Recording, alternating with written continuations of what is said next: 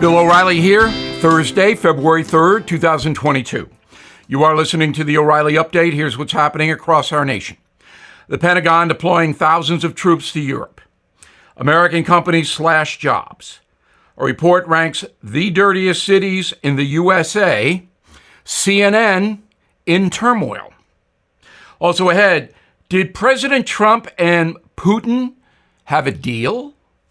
But first, Mr. Biden approving the deployment of 3,000 additional troops to NATO allies in Europe.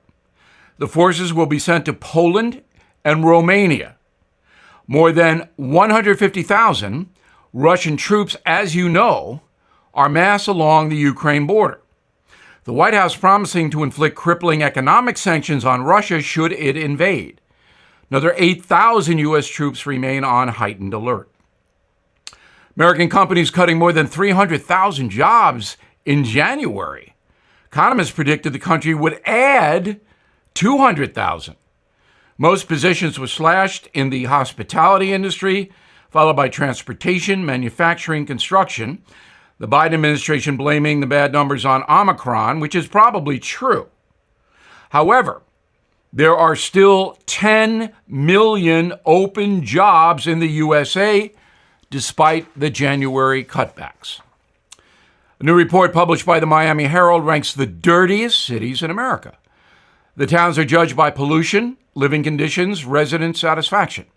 Worst, Chicago, Glendale, California, Phoenix, Las Vegas, San Antonio, Oklahoma City, San Bernardino, California, Los Angeles, Houston. And the dirtiest city in the USA is Newark, New Jersey, which ranks number one for garbage, air pollution, congestion, and vermin. Vermin are rats and roaches. Yuck. CNN president, or former president, Jeff Zucker out because he had a personal relationship with a coworker that everybody knew about. The information was uncovered during an investigation into Chris Cuomo, who was fired by Zucker and is now suing or will sue CNN. This is a major facade, this whole thing. They wanted Zucker out. If you read the message of the day on BillO'Reilly.com, I lay it out for you. In a moment, Donald Trump and Vladimir Putin, the inside story. Right back. The COVID pandemic has shined a light on the biotech industry and how it can benefit our health. My go-to tech expert, Jeff Brown, angel investor and editor of Brownstone Research, tells me the biotech sector is seeing accelerated growth in therapeutic and tech development, yet the sector is undervalued. So even with the volatility in the economy, Jeff is bullish about biotech in 2022. His newsletters at Brownstone Research will educate you on how the latest technology affects our lives and how to profit from it. It is important to have an independent expert who is accountable only to you, helping to grow your 401k and retirement savings. Get help preserving your wealth. Sign up for Jeff's newsletter today. Please go to jeffbrowntech.com. jeffbrowntech.com. jeffbrowntech.com. Time now for the O'Reilly Update message of the day. You may remember that I, your humble correspondent, conducted a series of interviews with Donald Trump in December as part of the History Tour. A very hot topic was Russia and Putin. And here is a bit of that discussion. Tell us about Putin now. So he has 150,000 or so troops poised to invade Ukraine. No one knows if he's going to do it or not. So my question is Putin ready to start a war? Do you think he wants to do that? Okay, first of all, you never heard about this when I was president. You never heard about this. They didn't have hundreds of thousands. I hear it's up to 175 and going to 200,000. It's a lot of people.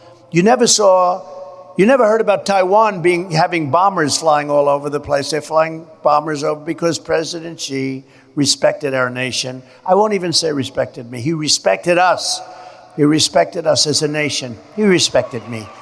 And Putin respected us as a nation, respected me. Mr. Trump contends that he and Putin had an understanding that neither would embarrass the other, and that held for 4 years. It is true that Putin did not threaten military action while Donald Trump was president. However, Russian hackers did damage to the USA and continue to do that. Our people, the CIA, the other intel agencies, we hurt Russia too in the cyberspace area, but nobody knows about these things because they're national security. Now we have a very intense situation, as you all know, on the Ukraine border. Putin is basically testing NATO and President Biden. It's a chess game for him.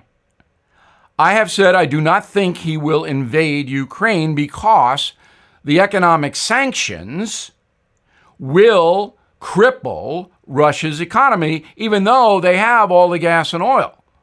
Remember, the Russian people do not live well. The oligarchs do, Putin's buddies do, the military does, but not the folks. And that is the largest country on this planet. There are millions of Russians who, if they don't get their daily bread, are going to rebel. Putin knows that. So that's why I don't think he's going to go into Ukraine with troops. I could be wrong. But he's already won in the sense that Germany is not cooperating with NATO because Germany is dependent on Russian energy. So that country is putting itself above the Western alliance. Now, so far, Joe Biden hasn't done anything wrong here. You have to be fair. But if Russian troops go in, then it'll be very, very interesting to see if he leads the world against that rebellion. But again, Trump and Putin did have an understanding. There was common ground between those two guys. And to be honest, they do have personality traits in common. So that is the story. If you want to see and hear more of the history tour, go to BillO'Reilly.com. I'm Bill O'Reilly, and I approve the message by writing it.